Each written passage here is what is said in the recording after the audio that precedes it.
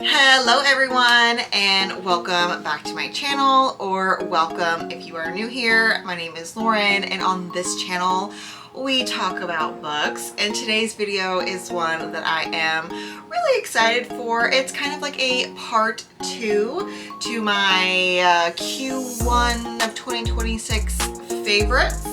Today we are going to be talking about the fails of the first quarter of the year. And I just want to put out a quick disclaimer: just because these books did not work for me does not necessarily mean that these books will not work for you.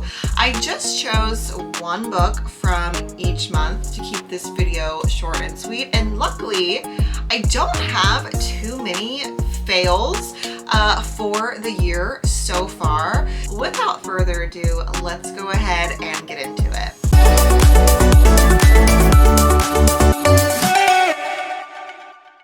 The book for January isn't necessarily a fail.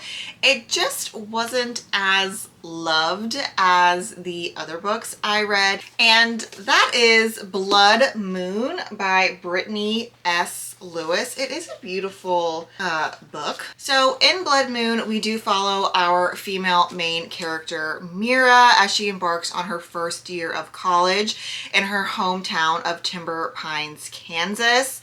It is a small town that is rich with vampire and werewolf folklore, but Mira, of course, does not believe in the folklore that surrounds her town. She used to when she was a little girl, and her mother would tell her the stories before bed, but around 5 years ago, her mother did disappear, and through the grievance of her mother's disappearance, she stopped believing in fairy tales. She kind of grew up and grew out of those little childish antics. But as animal attacks began to wreck her hometown and even start to encroach on the university campus, Mira starts to kind of investigate these attacks, which kind of forces her to rethink what she thinks she knows. Mira is thrown into a world filled with paranormal creatures, ancient curses, two boys who are pining for her affection, and how it could all be connected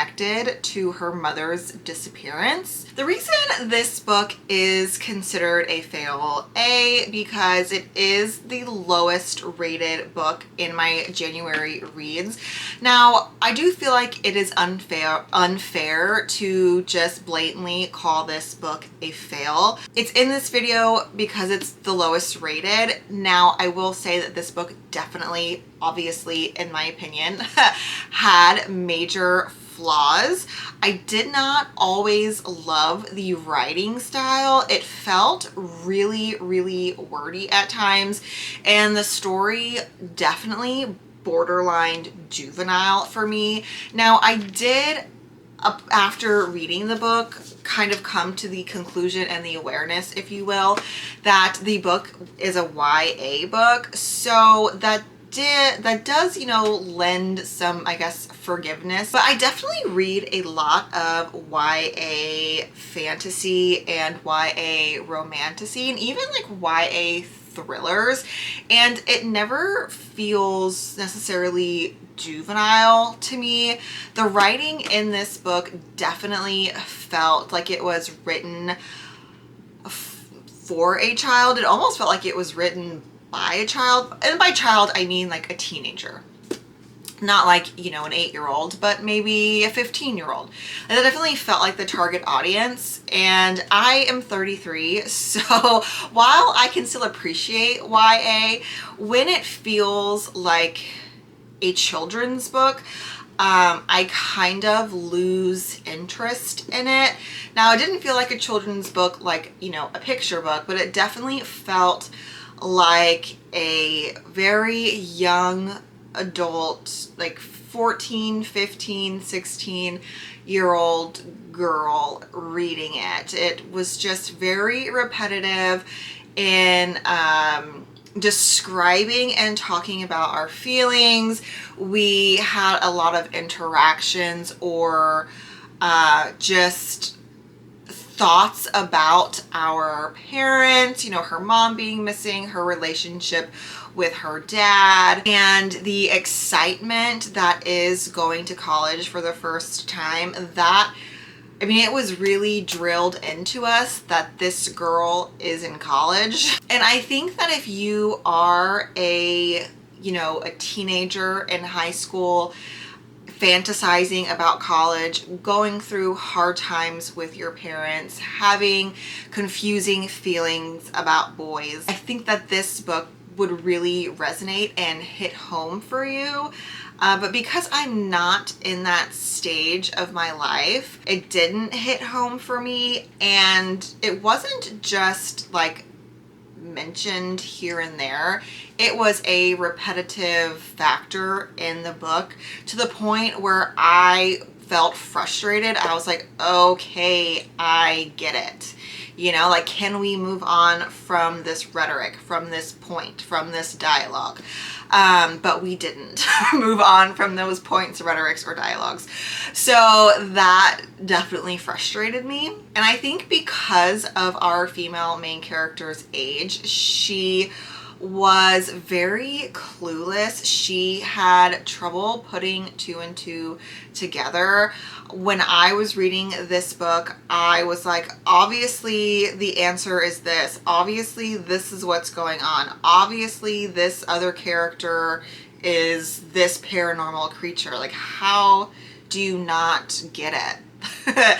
And being that Mira grew up in a town circulating with folklore, and it being kind of like a central part of the town that she grew up in, it just frustrated me that she was so blind and ignorant to what was going on. It's one thing to be skeptical and to be a non-believer and to, want to hold on to some sense of common sense as a character, but to be completely ignorant and oblivious and unable to connect the dots really, really frustrated me. And so I don't know if the author chose to go this route with Mira based on her age and to kind of, drill into us that she doesn't believe in the supernatural. But I just feel like at some point, it's gotta give. The pieces have to click, and it eventually did for Mira, but very, very late into the story, past the point where I was already over it. I was already annoyed with our female main character. Now, the saving grace to this story for me was that I do feel like the plot is going somewhere. Like, it is a good story. It's just the characters and the, I guess, start of the book, the creation of the setting wasn't the best for me.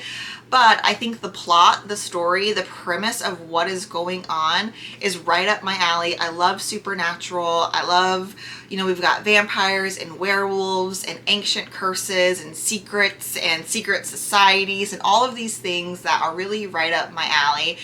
And our male main character, what is his name? I forget. Julian.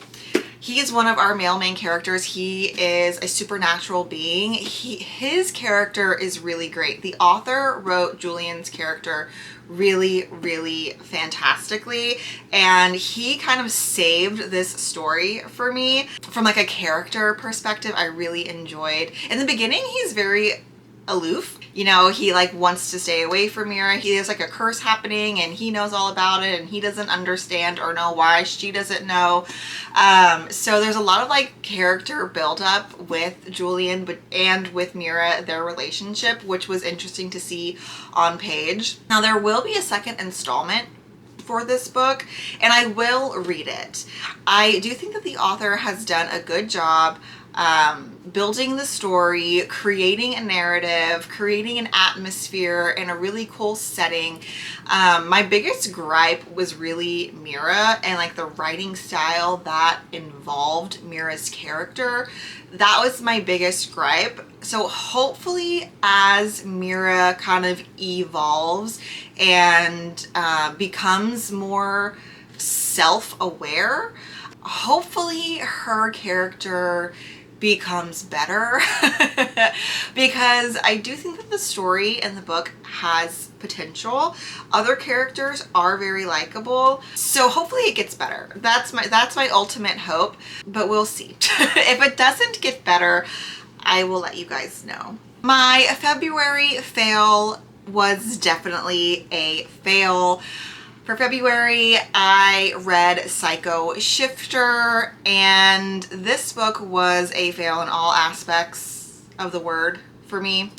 I still can't decide if this book was like intentional or not. Like, was it meant to be a joke and I just missed the punchline? I don't know. It felt like a book that should have been good. It had all the right ingredients to be well thought out, quippy, definitely character inclusive, but it just felt so unserious. The characters felt unserious, the writing felt unserious, the plot felt unserious, and I listened to this on Audible, and I don't know how the voice actors didn't laugh. We follow Sadie. She is our female main character, and she is a shifter. Essentially, she can shift into an animal during combat. It's her ultimate weapon. And in the beginning of the book, she is just a lowly servant. She is still considered a shifter. That is who she is by like species. But she doesn't know what she can shift into just yet. And because of her class in society, she just assumes that she's like a squirrel or a mouse or something. She doesn't really have high hopes for what and who she can shift into. Well, Sadie and her master, if you will, are in an argument. They're fighting. Boom, the front door gets blown down. Here's this enforcer, because all of a sudden everyone in the realm is going to be tested to see what class of shifter they are. Sadie is tested. Lo and behold, she's an alpha. And she is very small. I think she's like 5 foot. And she gets sent to Portal 3. And this is basically where the story begins. No one trusts her. No one believes that she's an alpha because all the alphas are huge and powerful and yada, yada, yada. And Sadie is, 100 pounds when wet. So the entire story is her proving herself, no one liking her, no one being the other alphas, no one liking her, no one trusting her, no one thinking that she can seriously be an alpha.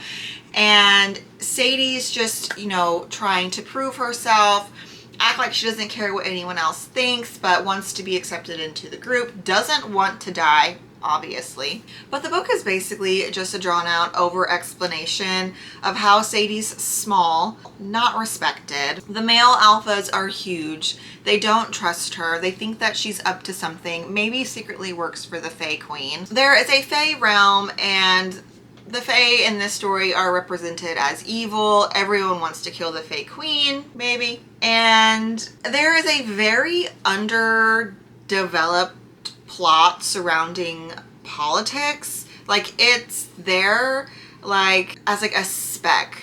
It's so unimaginative. It may as well, it had to be there, I guess, to set up for the second book because they're going to be in the Fae realm. But the politics are non-existent, but they're there.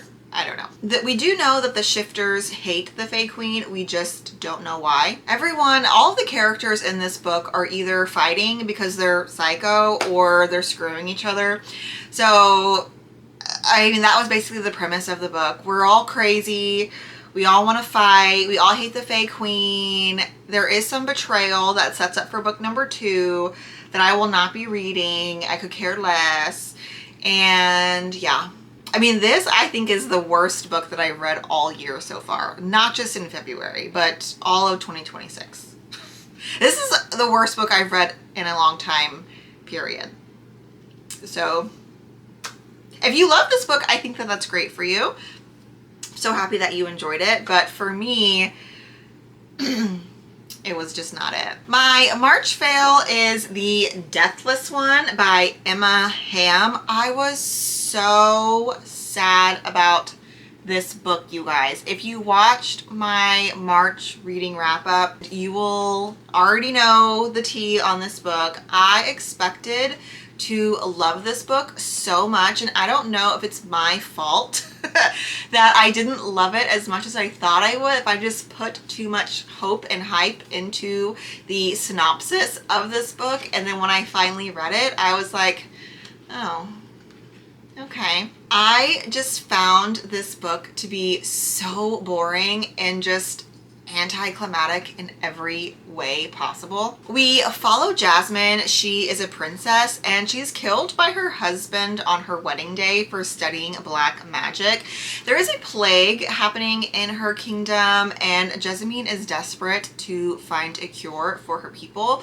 So while she herself does not claim to practice black magic, nor does she, pronounce herself a witch, she is open to all avenues of finding a cure for her people. And when she admits this to her soon-to-be husband, he finds this to be an act of evil, an act of treason, and he does kill her. Upon her death, she does descend into the Deathless One's realm, and he strikes her a deal. If she helps get him out of the deathless realm and back to living a normal life on Earth, he will help her avenge her kingdom and, take down those who did her wrong by killing her.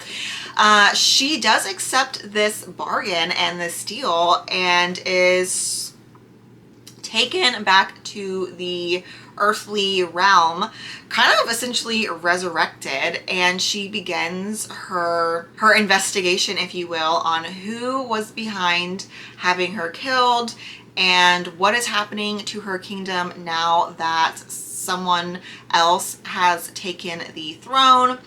And I just feel like it could have been and should have been such an amazing book. Just reading through the notes, even rereading the synopsis, I feel like regurgitating what the plot of the book is sounds like, ooh, yeah, that sounds good. And it's not that the book, I don't know, I guess I can't say that it wasn't not good because it wasn't very good, but it's not like it was bad, It just was boring to me. Like nothing ever really happened where I was like, ooh, yeah, this is where it gets good. It always just coasted. It was just like, okay. Like I just felt bored and not excited, and I don't know. It was a letdown. Not that the book was bad. Like this is just, Chat GPT wrote this, like it wasn't like that necessarily. I just was bored. Book number 2 did release this past March. I want to say like early to mid-March, book number 2 did release. And I do have to say I will not be continuing on with this series. I just could care less. I do not wish to be bored while reading.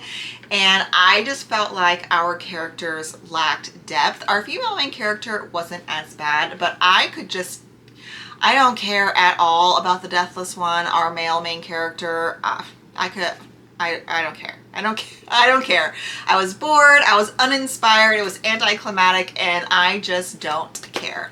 So there's that. Alrighty, you guys. Well, that does it for the fails of the first quarter of 2026. That is January, February, and March. If you have any fails from the first quarter of 2026, please let me know down in the comments. I'd love to see what you guys are reading in general, and also what books just aren't doing it for you this year. If you liked this video, go ahead and give it a thumbs up. If you haven't already, please consider subscribing. I would really appreciate that. And I will see you guys in the next one. Bye!